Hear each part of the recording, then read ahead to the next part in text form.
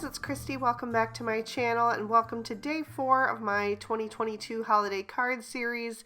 Today I'm going to be making a card using Lawn Fawn's Snowball Fight, Thanks a Latte, and Deck the Halls. I've stamped the Deck the Halls branches in Noble Fur ink on a separate panel. The rest of the images I stamped in jet black ink from Lawn Fawn on some Spectrum Noir Ultra Smooth Premium White cardstock, and I'll be coloring with my Copic markers.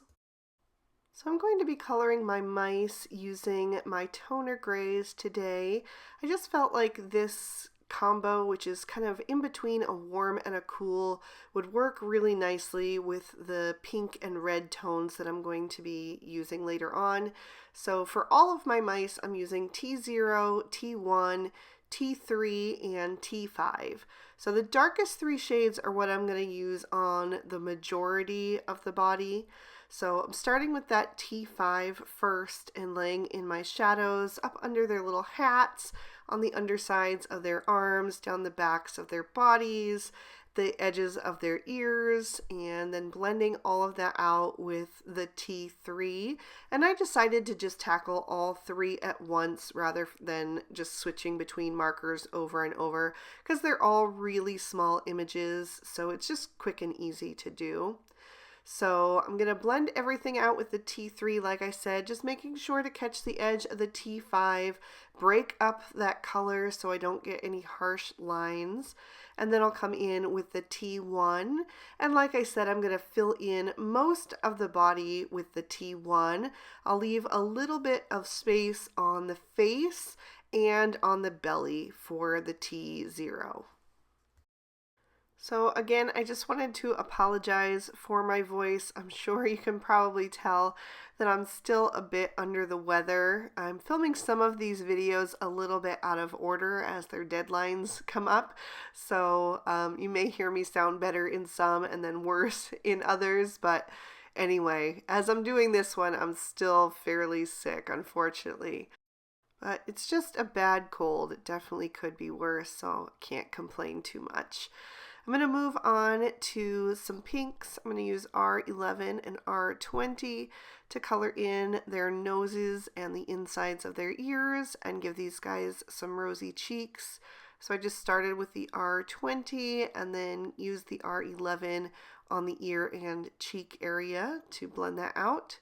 And then I'm going to add in the R22 to that combo, and I'm going to do the teacup.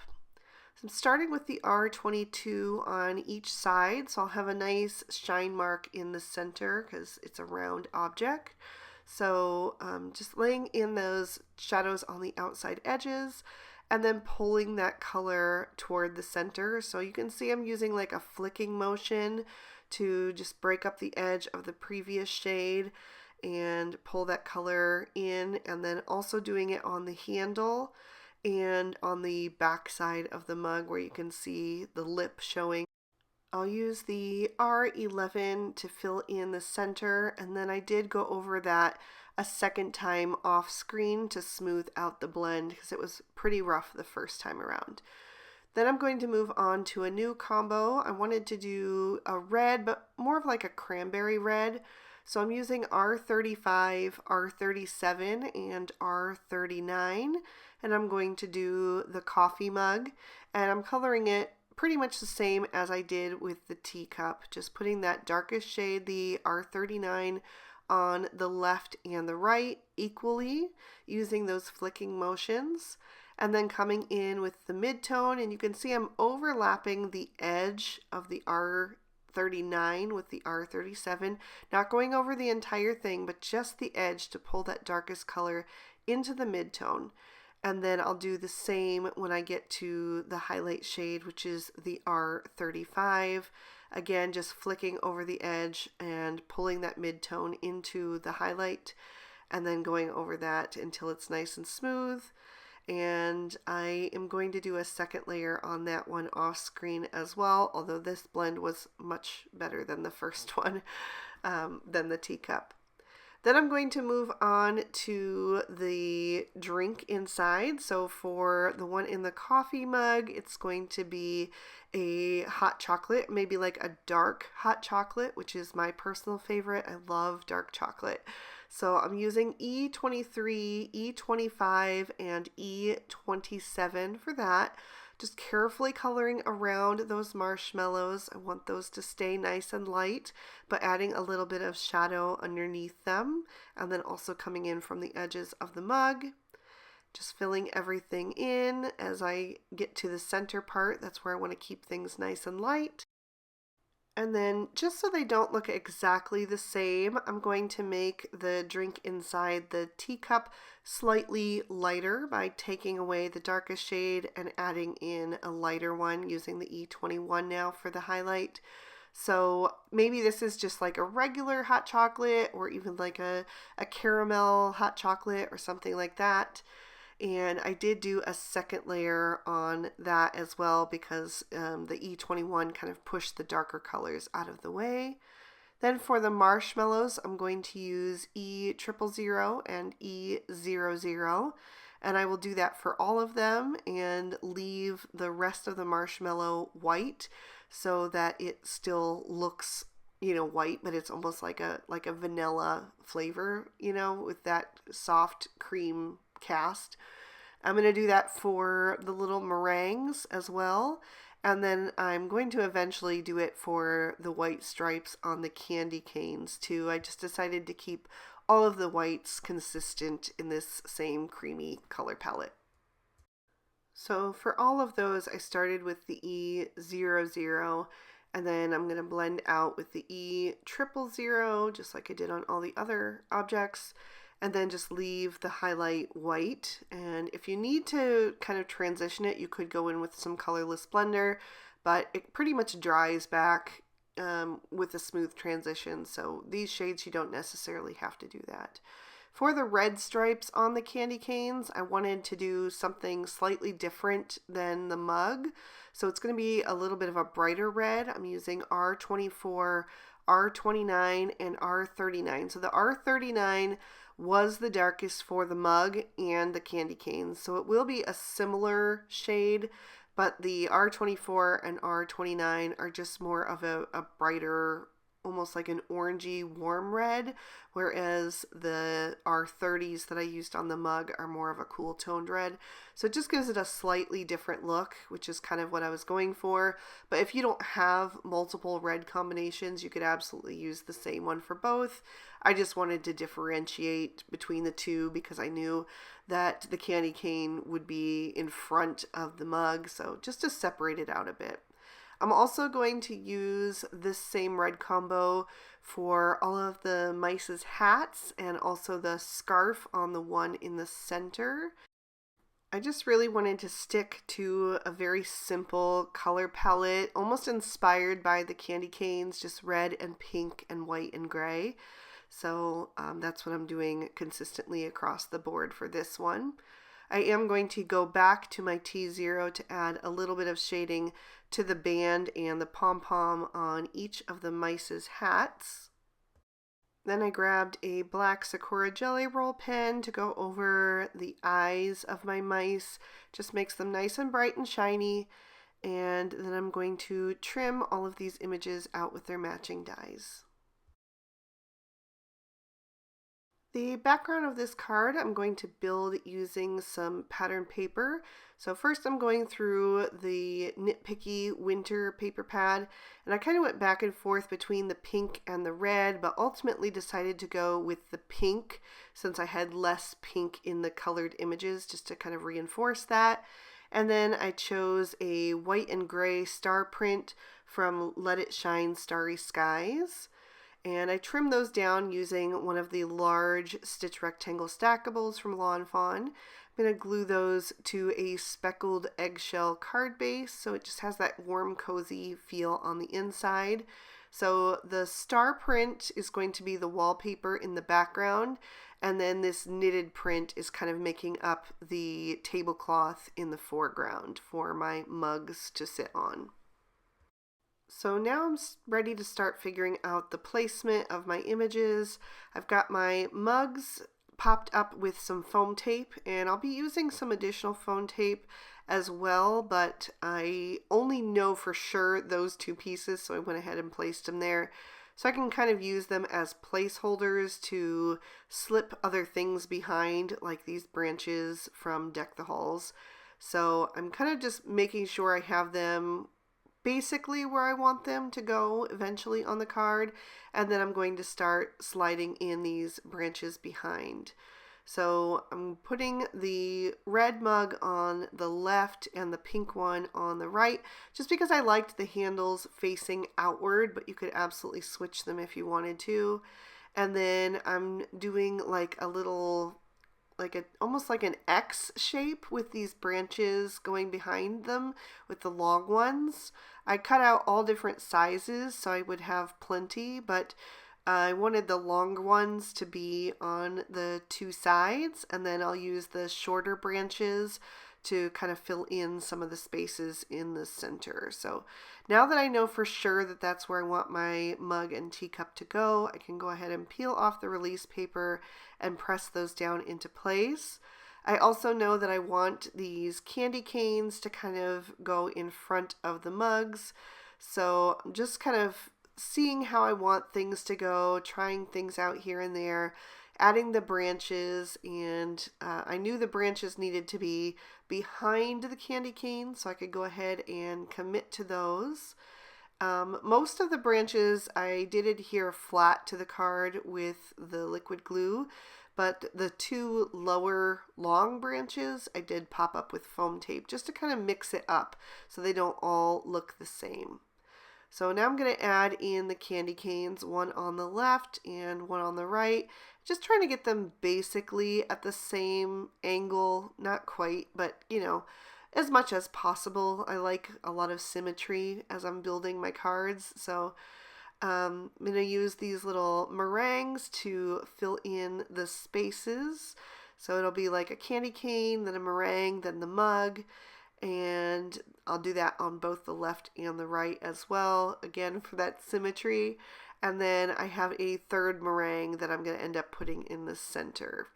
So before I add that though, I'm just sliding in some more of these branches, trying to make it look nice and full and festive for the holidays. And these ones I'm not bothering to pop up on foam tape because they're going directly on top of the mugs, so they already are kind of elevated.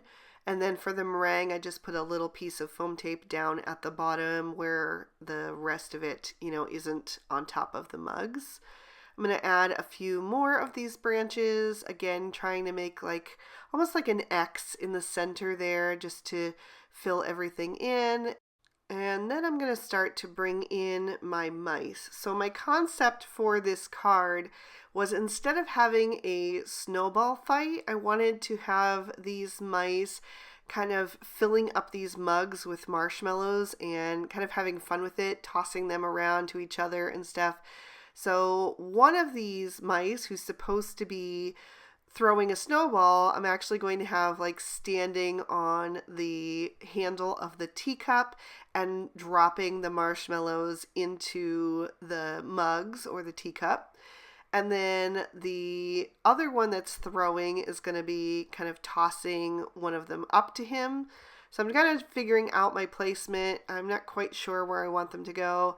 And then the third little mouse that is making the snowball, he's going to be making homemade marshmallows.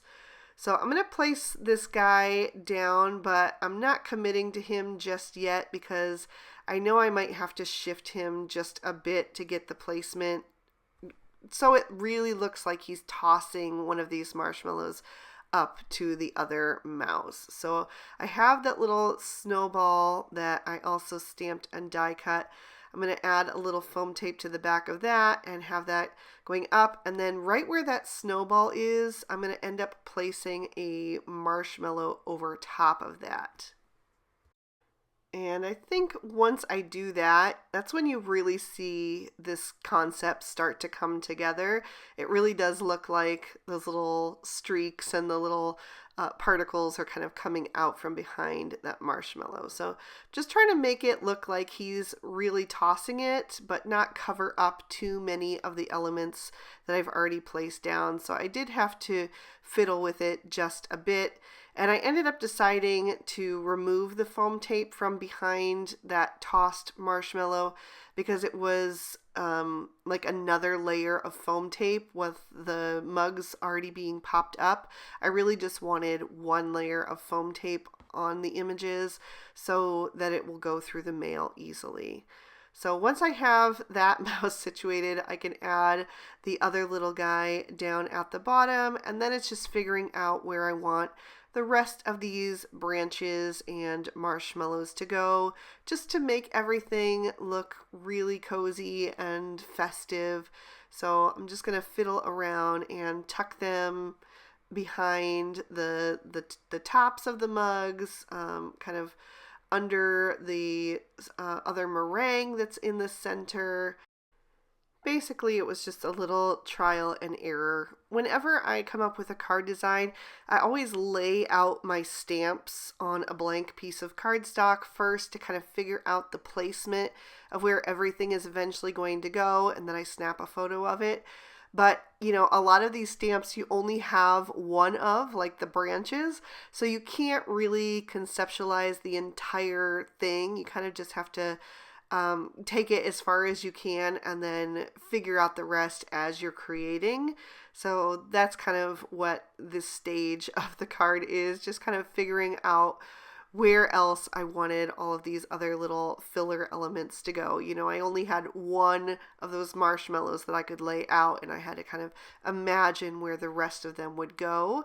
And so now I'm just kind of playing around and making sure everything looks nice and full. Adding a few more marshmallows to the lower part of the card, and then I need a sentiment. So I'm going to pop in a scrap piece of cardstock to my Misty, and I'm going to stamp a sentiment in bubblegum ink, and I'm just using the Warm Wishes from the Thanks a Latte stamp set. Then I'll pop my card base in my Misty. Normally I like to do this before I've added my images to the outside, just so there isn't all of that bulk, but in this case it worked, and I just did the teacup again and the Love Ya a Latte, and then I did the heart-shaped foam on the top.